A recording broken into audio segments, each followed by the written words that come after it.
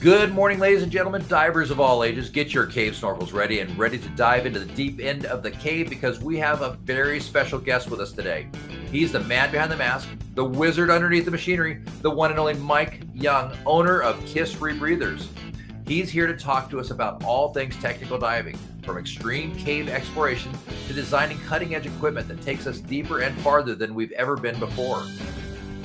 And who better to chat with him than your very own Benjamin Hadfield, the technical dive instructor with Teach Me to Dive. I'm so passionate about diving, I even dream in bubbles. We are here to connect divers with quality instructors, dive shops, dive locations, and dive agencies for training around the world with quality information and education.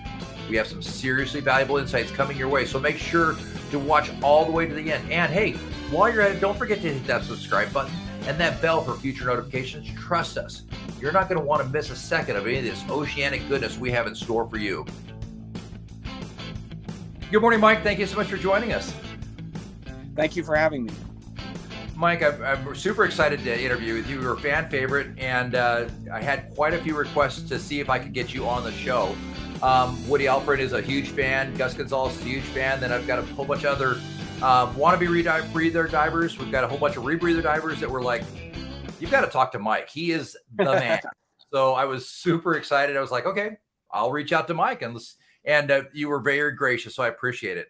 So let's jump right in the middle of it. How did you get started in diving? Well, I was living in Africa in the Kalahari Desert, and some friends of mine were in a dive club and asked me if I wanted to join the dive club and learn how to dive. And I said, yeah, sure. So that's where I did my open water. Was in a sinkhole in South Africa, and it's all downhill from there. I think any interview or any conversation was like, well, I was living in Africa and decided to get open water certified. That's the best starting to any interview I've ever had, honest, and that I think I've ever heard. I was hanging out and living in Africa, and yeah, there was a dive club, and we thought there's a sinkhole. Why not? Yeah. That's where I did my open water, and my advanced open water was in a sinkhole in the desert. That is fantastic. So you've been into extreme sports for quite a while. I mean, you were living in Africa at the time. You got into diving. You're the kind of the king of rebreathers in a lot of our opinions. What inspired you to get into so many extreme sports? I don't know, actually. Probably the adventure. Seeing what's around the next corner, the explorer mode, Okay. You've definitely lived an adventurous life. I mean, as a kid, you wrangled alligators. How do you feel all these extreme sports, wrangling alligators, all this risk taking has really affected your problem solving ability as in your adult life? Well, if you can't solve problems, you don't live through it. So it's more the Darwinism than anything else. Fair enough. So you make all your decisions based on Darwinism. If it succeeds, it must have meant to be. If it didn't succeed, then natural selection has taken over for you. Yeah. No, you have to stay calm. You have to think things through before you do anything. And most everything you just have to stop and think. There's always a solution if you stop and figure it out first. Fair enough. So how did this passion for extreme sports, living in Africa, shape your interest in moving to technical diving and cave exploration? Well, as I started diving, it just kept advancing. And so, pretty soon, the next step is technical diving. So, you can only get so far in technical diving that the gas requirements, we were doing trimix dives in a cave where it would take up to 10 cylinders plus our back mount doubles. And so it was like, man, we need rebreathers. But at the time I didn't really feel any of the rebreathers were safe enough. I still had the mindset that you don't want to take a gas below its maximum operating depth. Mm-hmm. And so having a rebreather with a solenoid that would add oxygen at 300 feet just didn't really appeal to me. And so I started looking for a way to build one that I thought would be safe. There you go. So if it doesn't exist, I'll make it. I like it. I like it a lot. Exactly. Well, Well, that's how a pioneer works. Is they see a problem and well, I don't find a solution that I like. Let's make a better one, and let's make a solution. So I love that. yeah. Absolutely. So how did your passion shape into interest in just into cave exploration itself? I mean, you're into technical diving. You're wanting to get deeper. How did you actually start heading into cave diving? Actually, I was over at a dive shop over in Oklahoma, and they had a film showing one of Wes Skiles' films of a cave system down in Florida, and that just hooked me right there. Just watching that. So decided one day that I saw the film and now I want to be in caves too. So Yeah. And so there was a cave instructor at that shop, and he said, "Well, we can get you started." And so so that's how it started. that's amazing. So I guess a lot of us out there, I mean, most of us aren't nearly as adventurous as a Mike Young, right? We dream of these big exploration things. We think, oh my goodness, how you do this? And even the kid when I was in my 20s, I was fairly adventurous. Joined the Marine Corps at 18, right, 19, right out of college. But you think, how do you fund this kind of stuff? So you're young, you're adventurous. You move to Africa to do this great exploring. You're doing all these other things. How does somebody start into that and actually be able to fund and do these kind of adventures? Well, we have to work to fund it. So that because most all of these explorations are not funded by anyone but ourselves. So so we have to dedicate part of our income to that.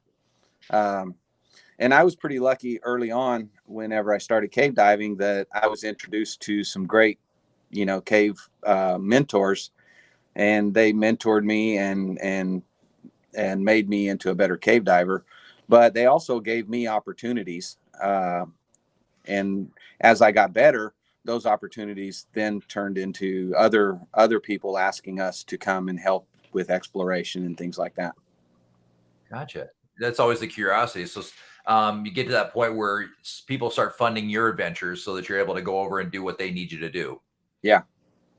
That's amazing. So through true dedication and a pinpoint focus on being the best you possibly can, it finally turned into a sponsorship. So that's amazing. That's always a big question people ask. How do you get into this and how do you afford this? I mean, it's this big adventure, and pinpoint focus sounds like. Yeah. You've got to be dedicated to it. And you got to spend a lot of years, with no money because, you buy a little bit of equipment along the way. And as soon as you get enough money, you buy some more equipment, and then pretty soon you have enough. And Absolutely. I think there's the misconception out there that these adventurers like you, when you're young, you're living in a big house, driving a nice car, and you're flying, jet setting all over the world. And I think what is the part that's missed, and I wish would be focused on a little bit more, is to get that amazing adventure. You spend a lot of time in small apartments with crap cars and figuring out how to change out the alternator on your car when it goes out, right? Yep, and a lot of ramen noodles, and and then when you go, to these locations, you sleep in a tent and things like that because that's all you can afford.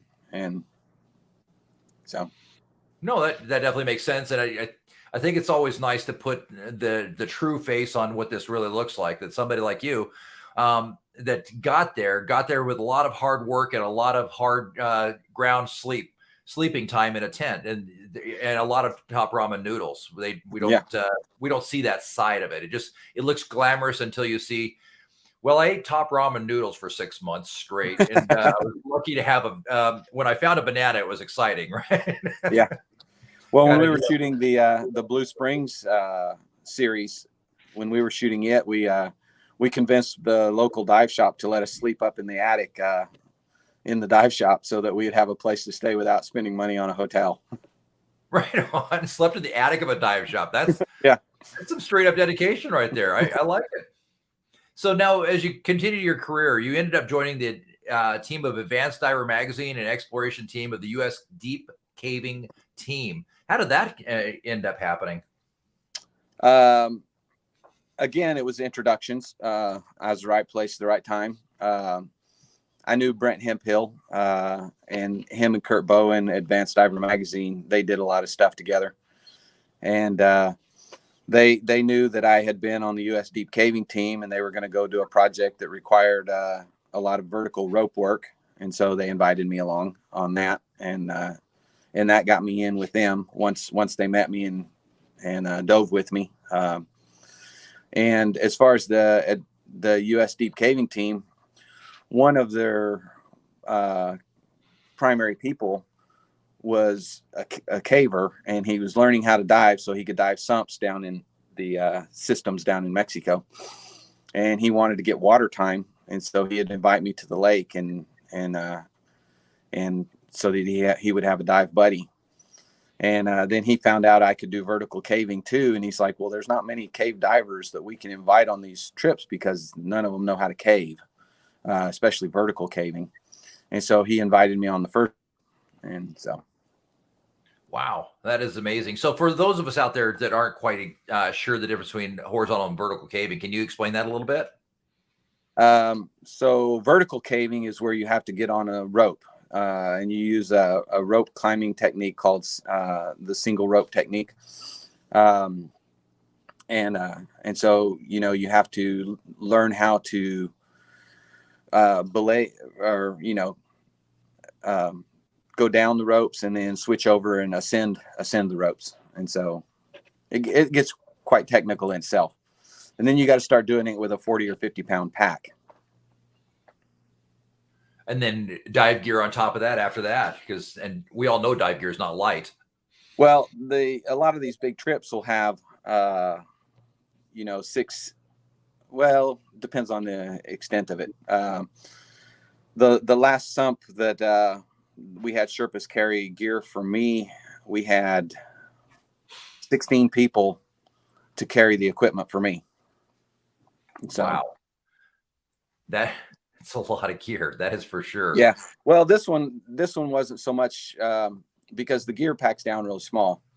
It packed down into 4 bags. But they had more of like a relay system because it was such a difficult chore to get to the water. And matter of fact, I was pretty lucky I made it just by myself without having to carry anything. During that day, there was close to 1 mile of belly crawling. So, wow, a mile. And then after you dive, you still got to crawl back out. So.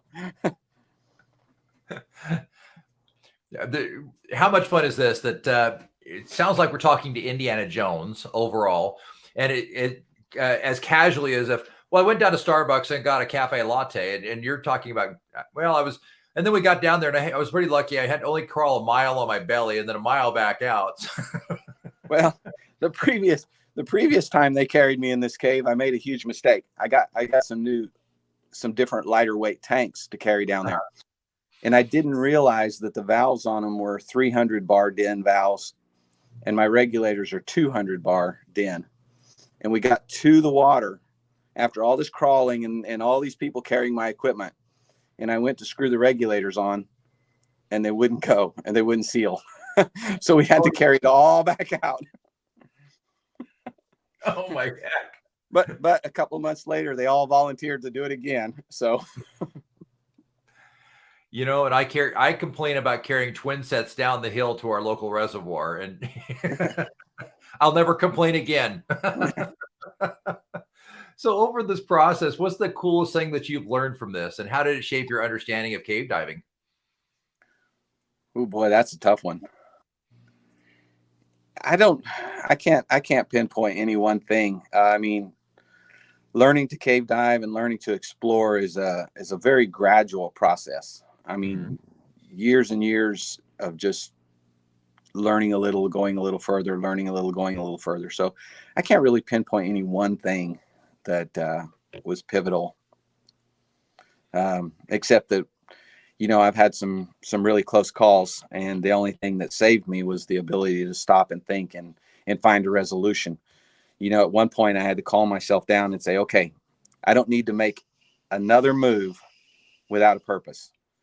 I need to think out what that purpose is and then do that purpose. And so that, I guess that would be something that is the most important.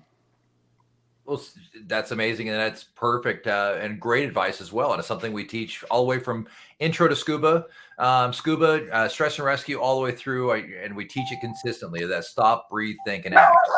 So that's amazing overall. So you talk about these close calls. Can you give us an example of one of those really close calls? Well, one, probably the one that be the most that comes to mind first is we were out in Santa Rosa, New Mexico, and we were exploring Santa Rosa Blue Hole, and there's a restriction at around 150 feet, and I was the only one that could get through it. And I had explored down through this breakdown down to around 190 feet. And our buddy Shane, he had been able to, the day before, he had been able to get through the one restriction there at 150 with the back mount unit. And he wanted to go as far as he could the next day with me. And I told him you could go, but up to a certain point. And when we got to that point, I told him, stop, wait here. And then I went on through some more restrictions, and I got down to the end of the line and couldn't really find a way on. So I turned around and started coming back, and then I ran into Shane, and he had ignored me and gone through 3 or 4 other restrictions, and then gotten himself stuck. And we didn't really have much room there. But I was able to get him turned around and get him headed back out. But in the process, he pulled the line out of my hand, and we were in zero viz anyway. Anyway, I was able to find my way back through the breakdown and stuff. And once I got out of the breakdown, I realized that Shane wasn't ahead of me anymore. And I went back and I had found him. He had panicked and he had actually bailed out and then consumed all of his bailout gas. And had drowned. So then we had to recover him. Oh. Right. Oh my goodness. That is. But I'd gotten him unstuck several times, and in the process of one of them, he had damaged because he was in panicked mode, and he was completely out of control, and he had actually beat me up pretty good and damaged the dry suit in dump valve on my dry suit, and it started flooding my suit. So I had about 3 hours of deco in about 52-degree water in a flooded suit. That is not a good day, that's for sure. We all know we do have a lot of cold water where I live as well, and no bueno. Well, and we were at altitude also, with no way to get to a chamber, and so yeah, no, I get it completely. Get the bends or suffer the 3 hours. I get it completely. That's definitely makes me, listening to that makes my close calls seem mild. That's for sure. That is amazing. But there was at one point, there's 3 different points. I thought, oh, this is it. I'm done. There's no way out. I can't find the line. All this, but at one point, and I'd lost one fin. Shane had pulled one of my fins off. And I was like, okay, I started panicking, and I had to really calm myself down and think, there's a way out. I just have to find it. And so. Wow. So, I mean, we talk about this kind of stuff, and we try and explain this to students. And I've had a few incidents. One that comes to mind is I had a parachute go to full wrapper, and I remember what went through my mind at that point. Can you talk about a little bit what goes through your mind each time you get to that point where this is it, I'm screwed? What are some of the things that are going through your mind at that point? Well, it's just, you have to realize that there is a solution, and you look at all of these accident analysis, they say, well, if he would have done this at the one point, or if he would have done this at one point, then, he would have been okay. And so there always is a solution, but you just have to realize, you have to stop and realize what that solution is. And if you're panicked, you can't do that. Absolutely. Stop, breathe, think, and act. Solution. You just have to be willing to find it. That's great. Absolutely. So you did something pretty neat in Puerto Rico. You were part of the mapping team for the world's longest underground river. Can you tell about what was the hardest part of mapping that river in Puerto Rico? The hardest part was done by all the dry cavers. Honestly, they had spent close to 40 years working on this map, different teams at different times, and actually it was the U.S. Deep Caving team was there. We had 45 to 50 people in camp for over about a month long period. Different people would come in at different times, you know. We were pretty lucky. We got there early on in the expedition, and the underwater part, we had it done within like 3 or 4 days. And so then we started going off and exploring other caves. But they had one team that was going downstream about 6 hours and then digging, trying to get through this obstacle. And Wes Skiles and Roberta Swicegood, I believe, had gone. This system has 5 entrances, and they had gone in a downstream entrance, dove a sump up, and had explored a bunch of dry passage, about a kilometer of dry passage, and mapped it. And so this other team was coming in upstream and trying to come down and find their survey station. And if they weren't going to be able to find it, then we were going to have to go back in and try to push upstream, which would have been about a 20-hour round trip. But luckily they were able to get through, and we didn't have to do that. Wow. But that brings to mind our longest underground trip. We were working in Mammoth Cave in Kentucky, the Mammoth system. Mm-hmm. And we did 32 hours underground. We stopped for about 4 hours for a nap at one point, but the rest of it was caving. Wow. 32 hours underground. And I mean, you're having to carry everything you need with you as well. Food, water, everything. That is absolutely amazing. So let's speak on that for a minute. What's the most challenging cave exploration dive that you've been a part of? And how did you prepare for it? Honestly, I'm never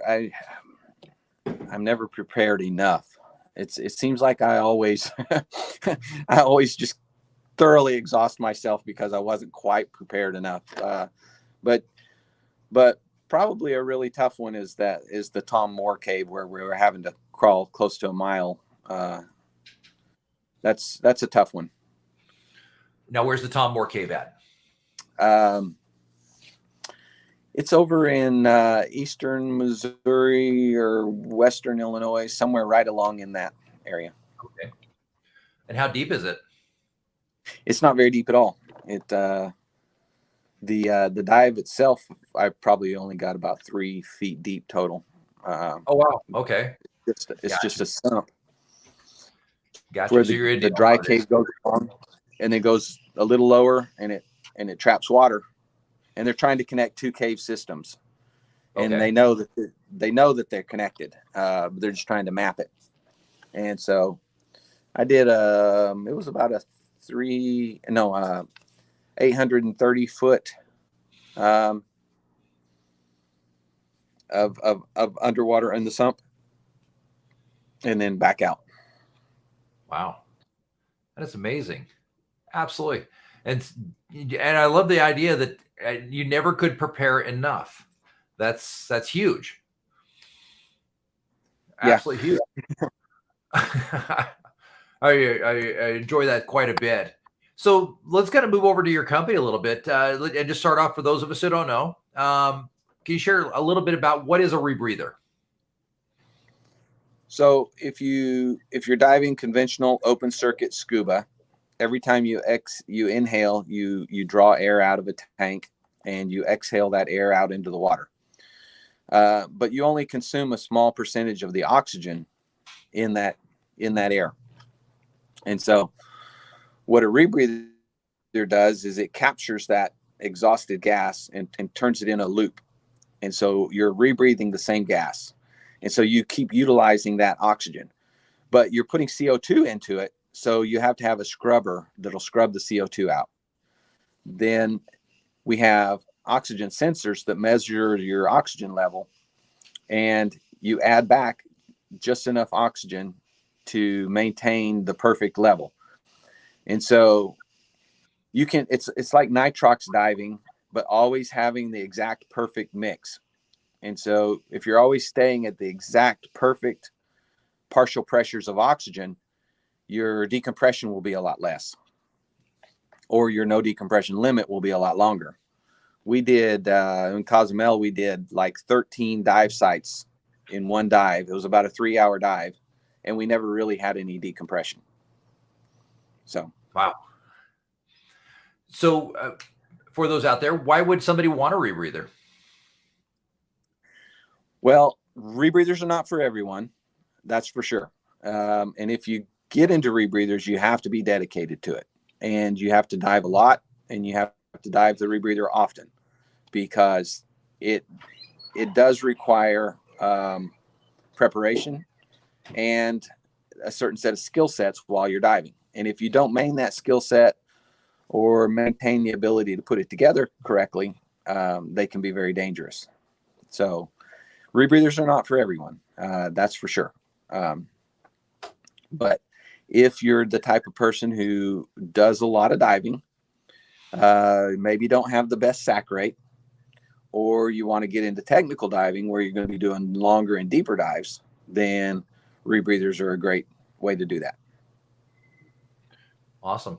Now, what sets KISS apart from other rebreathers? So there's a couple different kinds of rebreathers. There's semi-closed rebreathers. There's fully closed electronic rebreathers and fully closed mechanical rebreathers. The semi-closed, they use like a nitrox mix, and they're not very efficient. They're not 100% efficient like a fully closed rebreather is. They're more like open circuit SCUBA, and it just extends your bottom time, extends your gas. So you can think of them more as a gas extender. Then the closed circuit electronic rebreathers, they have a computer and a solenoid that fires, and it adds the oxygen whenever the computer tells it to add. And so they're, you tell it what you want your partial pressures to be, and it maintains that level of oxygen in the loop for you. Those have always worried me, and I don't like that type, because solenoids can stick open or closed and either not give you oxygen or give you way too much oxygen, which can be fatal. And so that is a concern to me. And so, but KISS rebreathers uses a mechanical system. And what it does is it has a very tiny orifice in it that is adjusted to your metabolic consumption of oxygen at rest. So when you're just out diving and not working hard, it gives you a constant flow of oxygen that is matched to your body's metabolism. So it gives you always enough oxygen to keep you safe and keep you alive and keep you conscious. Okay. But it may not always be the perfect decompression mix. And so we have a button on it that you can increase it occasionally. Or if you're working hard, if you're swimming against current or something, your body's going to metabolize more oxygen, and you can hit the button and add a little bit more oxygen in at those points. So in my humble opinion, it's a lot safer because it's completely mechanical. It's either working or it's not working. So simple enough. I love it. Absolutely. And it sounds like with the experience that you've had in some of the deep cave exploration, that's exactly what you want, is something a little bit more mechanical with a couple of few failure points removed from the process. Yes, you want to keep it as simple and bulletproof as you can get it. Huh. So maybe that goes with the name of your company, right? Yep. Just by Keep it chance. super simple. Keep it Now, super.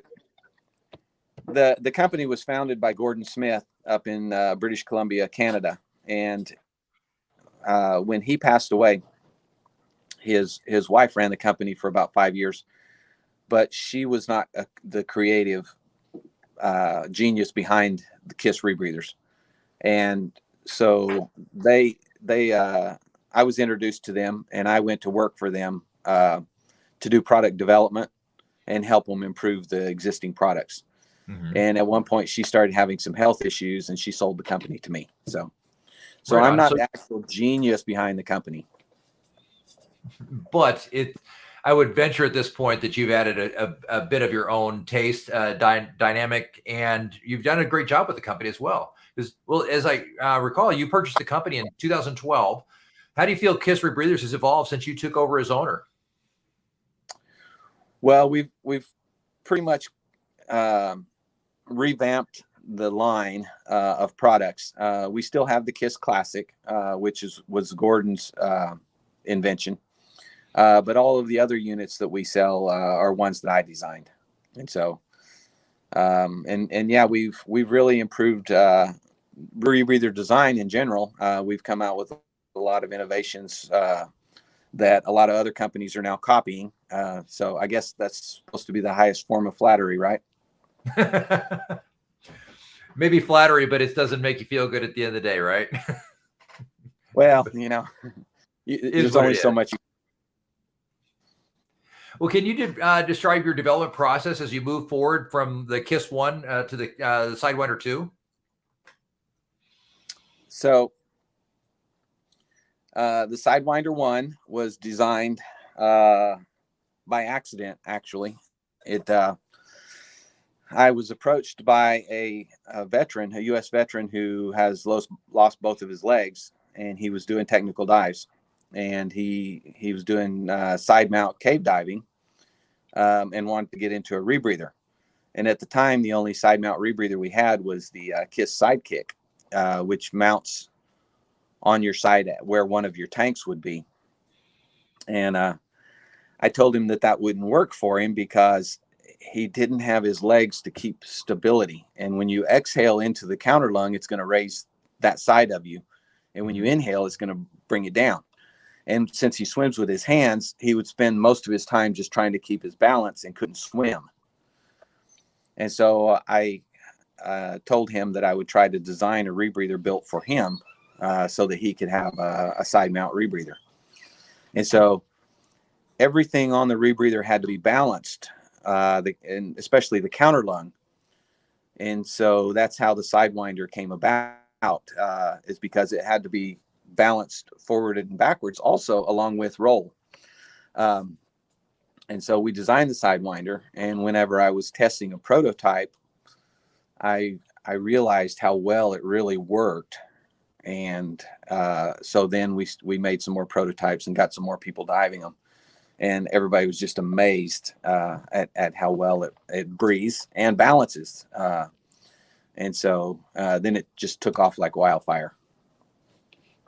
That's awesome. So there's been a lot of talk about your Sidewinder 2. Can you talk about some of the new advances and some of the things that are really different about the new 2? Okay, so a couple years back, I was made an offer for KISS Rebreathers. And since I don't have anyone in my family to take it over or anything, I really considered the offer and then eventually took it. And that is with Patrick Widman and Peter from X Deep. And so they really, they're a European company. So they want to sell a lot in Europe, and in order to do that, it needs to be CE certified. And so they had the resources to dedicate a lot of money to making that happen. And in order to make that happen, a lot of changes had to be made to the rebreather. And that's how the Sidewinder 2 has come about, is all of these improvements to meet the CE requirements. And so it's things like larger scrubber beds, which is a great benefit for people diving deeper, lower work of breathing. So they just went all out and redesigned it, put in things like water drains, adjustable ADV, a lot of the stuff that I had kept super simple all along. They tried to make it where it was still very reliable, but had the advantages like the adjustable ADV. So they've really done an incredible job of the redesign. Right on. And the other thing, my understanding is they've changed and certified it for a much larger capacity of being able to produce air through the gas mix for the CE qualification. That's correct. It has a larger scrubber, a larger volume of scrubber, and it has a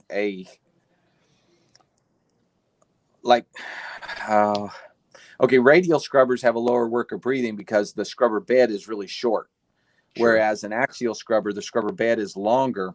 And so they've designed basically a radial scrubber, but it's flat and it goes at an angle. And so the air comes in on one side, that goes across a short bed, and then goes out the other side.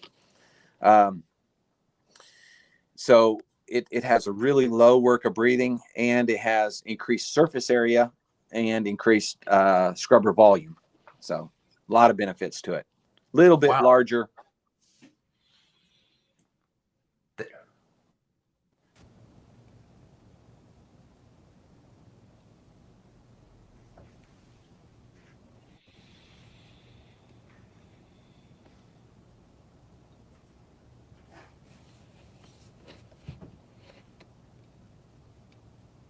You there, Mike? I can't hear you. Okay, are you there now? I can just barely hear you.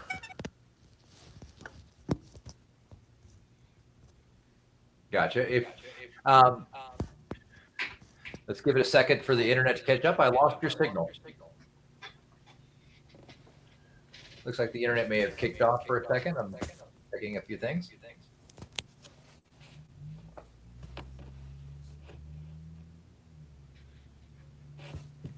Can you hear me now? Just barely. Okay, I can hear. I've got good audio on you, and it's still recording on your side. Yeah, it's like your microphone volume went in half. Oh my goodness. How about now? Okay, you're good now. There we go. Perfect. All right. Let me just Audio.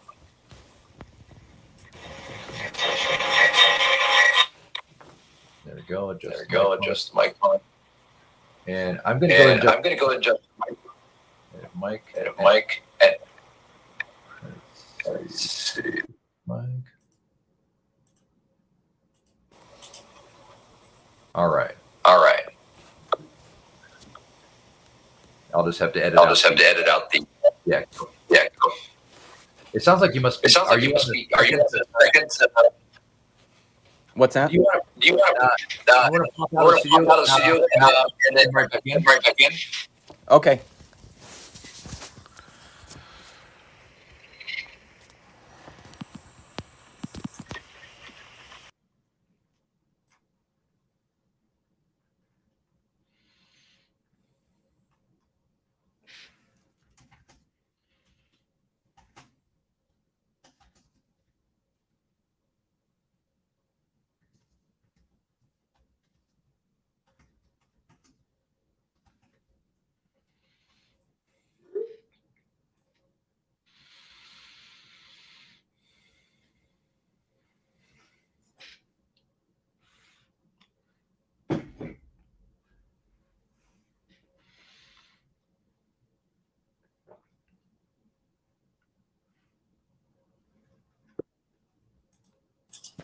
There we go. We're all back. Good news is I'll just edit that out. Okay. Not a worry. We'll just jump back into it. We're talking about the major advances and talking about the scrubber bed. Would you like to continue on that? No, I think that pretty well covered that. Oh, good, good, good, good. What other, well, Mike, thank you. What other major advances are really revolutionizing and making this Sidewinder 2 so amazing? They're also improving the counter lung, and that's going to also help with the work of breathing. And so That's absolutely amazing. So the big question on everybody's mind, you've got this amazing piece of tech coming out. Really, and that's what it is. It's a very technical piece of equipment. When do we get to see it? When do we get to start buying it and diving it? well, that's the hard part, because the development process, we keep wanting to refine it and get it better and better, and we don't want to start putting product out that we're going to have to then we'll update, and people come back and say, well, no, now I need to get another, so we're getting we're making these little changes and testing them, and so once we get a final product, then we can start establishing a timeline as far as when we can start making deliveries. But right now it's kind of unknown. Fair enough. We're all excited, and there's a lot of news out there on it. So one of the things we might want to know is, can you discuss the safety protocols and procedures that you and your team follow during diving cave explorations as you're testing this new equipment like a Sidewinder 2? So that the Sidewinder 2, all of that testing stuff will be carried out by Patrick Widman. I'll have a unit and I'll go diving it, but I won't be involved with any of the the prototype testing. I'm still way too busy with current production to be out doing that. Fair enough. So what advice would you give to an aspiring diver who wants to move into CCR? Well, one thing that not all CCRs are the same. They don't all breathe the same. They don't, they just have different characteristics. And so be careful about the rebreather you choose. There's a lot of people that are getting the Sidewinder when really the KISS Spirit would be a better option for them. But the Sidewinder is the hottest thing going. And so, they're going for the hottest thing going. So be careful in how you choose your rebreather. Another thing is, if you can't decide between rebreathers, it's a huge investment, right? So do your course, find an instructor who has a rebreather you can use, and do the full course. And if you're trying to compare several different rebreathers, go do a crossover on the other rebreather. You'll be into it for a couple $1,000s. You'll have lots of education, but then you'll be able to choose better which rebreather you want, instead of choosing a rebreather because all of your buddies have one, and you go and you do this course and you're into it for $15,000, and realize that it's not really what you need, So do your homework, try to choose a rebreather, and then like I say, even go do a course on the rebreather before you buy it. That's great advice, and that's not something I think I've heard before, to go do a course before buying one, and on an instructor's unit. That's fantastic advice. Well, you're going to end up buying a KISS, so that's why I can give that advice to people. Absolutely, and you've got your reviews and product stands by uncontested. It's a fantastic unit. We're excited, and everybody that I know that really loves a rebreather speaks extremely highly of it. That's for sure. So before we purchase our first CCR unit, what are a couple of key things that we're looking for other than just work of breathing? Where do you dive? If you're diving the Caribbean, you don't need a cold water type rebreather. If you're diving cold water, you need to take that into consideration. So the biggest thing of choosing a rebreather is where you're diving. What types of dive are you doing? Are you doing deep wreck dives? Are you doing deep, long cave dives? Are you doing recreational, shallow Caribbean dives? Those all influence the type of rebreather you want, because it's a tool for a job. Not all tools will do all jobs. So you want to choose your rebreather by what type of diving you're doing and what type of diving you're planning to do. Fair enough. Now, are you a fan of using a BOV, or are you a fan of just a pure bailout? So I like to keep things really simple. Instructors love BOVs. And so they would prefer you have a BOV because it's easier for them and it's safer for them for you to have a BOV. But for what I dive, if we're diving a high flow area or we're doing a lot of scootering, the BOV is a lot of surface area that has a lot of drag. And so, and again, I haven't bailed out, outside of training or practice. I haven't bailed out for like 8 or 10 years. So spending the extra money and having this extra real estate is not worth it to me for something that's statistically not going to happen. Fair enough. It goes back to that proper preparation as well, I'm sure. But this is just my opinion. Now, there's a lot of people very opinionated about you must have a BOV and stuff, and they have valid points. Okay, so you're kidding. Cave divers and technical divers are opinionated. I would have never guessed. Yeah. So, ask 10 people, you'll get 12 answers. Fair enough. I would agree with that. And I'm surprised you think it's only 12 answers. So I've seen a kind of a new thing popping out here and there, slowly but surely. And I have my mixed thoughts on that. What do you think about FFMs and rebreathers combined? So there's 2 major flaws with combining them. One of them is most of the full face masks divert a portion of your inhaled air onto the lens to keep the lens from fogging up. Mm-hmm. If you do that with a rebreather, it's going to put humidity air on your lens and it's going to fog it even worse. Okay. So you have to take that aspect out of the full face mask if you switch to a rebreather. And so then you have to rely on, chemical agents to keep it from fogging, which can be done, but it's more difficult. And you have to be diligent about doing it because it'll have to be done like every dive and then things like that. Full face masks also have a lot of volume to them. And dead air is not a good thing in rebreathers. So you need as small of a volume as you can in the rebreather, and you need to keep that gas moving without having dead spots in it. So that's another drawback to rebreathers. Fair enough. That's not something I consider, but that's an excellent point. Not to say that it can't be done. It can. It's just if you do that, then you need to be dedicated to it, and you need to dive that way all the time so that you keep those skills up. Fair enough. And finally, last one. What do you see in the future for rebreather diving?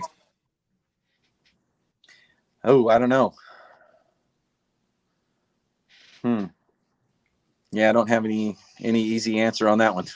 How about this? What's the most significant challenges you see facing in CCR cave diving right now?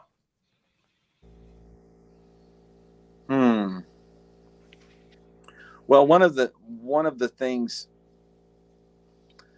open circuit cave diving, they were only able to go to a certain distance because the logistics of gas management to that distance. Mm-hmm.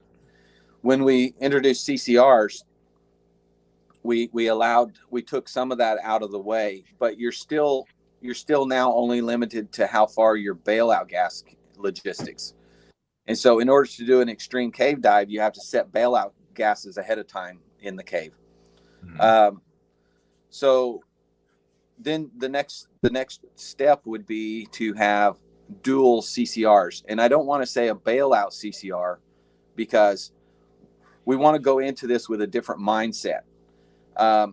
if you say you're going to have a bailout CCR and you stage this CCR and something's wrong with it and you don't know it, and you come back to it expecting that to be a perfect ready to go unit, and perhaps it flooded while you were gone, you've now you have a useless dead weight there, and you probably don't have enough open circuit bailout because you were planning on the rebreather.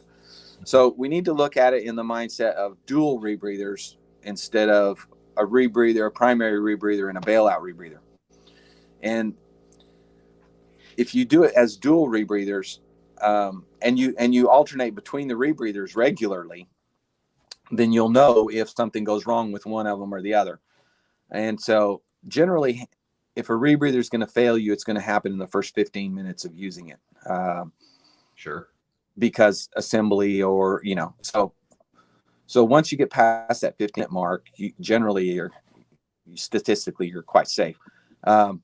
But if you have dual rebreathers and you put your primary rebreather on and you do a 3-hour dive, and then you put your bailout rebreather on and it's not working, you're like, so I think you need to alternate between the rebreathers and get on the other one at least like 15 minutes once an hour to make sure that it's always working. So I think the next step and that'll allow us to pursue a lot more, because we won't have that open circuit logistics that we have to worry about.